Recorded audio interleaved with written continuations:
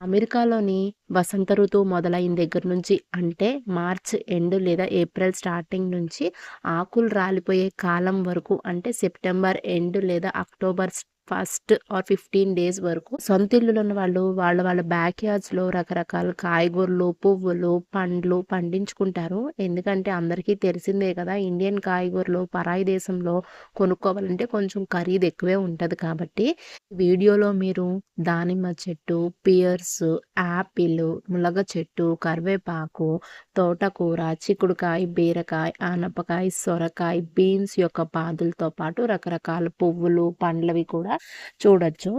ఇక్కడ ఫ్రంట్ పార్ట్‌లో అంటే ఇంటికి ఫ్రంట్ పార్ట్‌లో మనం పాదులు లాంటివి పెంచుకోకూడదు. ఎందుకంటే కమ్యూనిటీ లేదా నైబర్‌హుడ్ దేంట్లో అయితే మనం ఉంటున్నామో ఆ కమ్యూనిటీ కొన్ని రూల్స్ సెట్ చేస్తది. ఏంటి అంటే ప్రతి ఒక్కళ్ళ ఇల్లు ఒకే ప్యాటర్న్‌లో కనపడాలి. కాబట్టి ఫ్రంట్ పాదులు లాంటివి పెంచుకోకూడదు కాబట్టి వెనకాలే పెంచుతారు. వెనకాల పెంచాలంటే మనకిలాగా కాంపౌండ్ వాల్స్ అట్లాంటివి ఉండవిక్కడ. అందుకే రాడ్స్‌ని తీసుకొచ్చి వాళ్ళే పాదు పాకడానికి హెల్ప్ అయ్యేలాగా ప్యానెల్స్‌ని సెటప్ చేస్తారు. వాటిల్ని క్యాటిల్ ప్యానెల్స్ అంటారంట. ఇక్కడ షాప్స్‌లో దొరుకుతాయి అవి. ప్యానెల్ యొక్క టాప్ వ్యూ. దీని మీదే మీకు పాదులనేవి పాకుతాయి. ఇది ఎర్ర జాంకాయి. అక్కడ మీకు ట్యాగ్ కనపడుతుంది కదా, దాన్ని బట్టి చెప్పొచ్చు. అన్ని రకాలు ఆకుకూరలు పండించుకుంటారు. ముఖ్యంగా కరివేపాకుని చాలా భద్రంగా పెంచుకుంటారు. ఎందుకంటే అది చాలా ఖరీదు ఇక్కడ. 4 రెబ్బలే డాలర్ ఉంటుంది.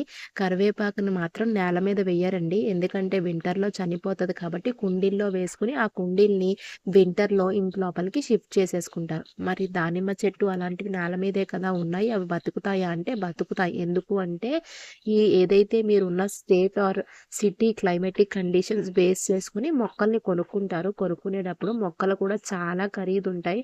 6 నెలలు కష్టపడితే వీళ్ళకి చాలా విలువైన సంపద, అదే పంట చాలా విలువైందొస్తది. ఆ వచ్చిన సంపదని వీళ్ళొక్కళ్ళే ఉంచుకోరండి. ఫ్రెండ్స్ అండ్ ఫ్యామిలీ మెంబర్స్‌తో షేర్ చేస్తారు.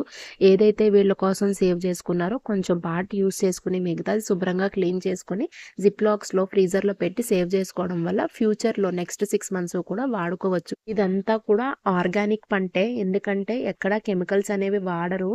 ఆవు పేడ బయట నుంచి కొనుక్కొని తీసుకొచ్చి దాన్ని మాత్రమే మొక్కలకి వేస్తూ ఉంటారు. మీరు నమ్మరు. మేము 3 టైమ్స్ మాత్రమే చిక్కుడుకాయలు కొనుక్కున్నాం. మిగతా అన్ని సార్లు ఎప్పుడైతే చిక్కుడుకాయలు వండుకున్నామో అయన్నీ కూడా మా అక్క, బావగారు వాళ్ళు మాకు పంచినవే. ఇది మా అక్క, బావగారు వాళ్ళ యొక్క బ్యాక్ యార్డ్.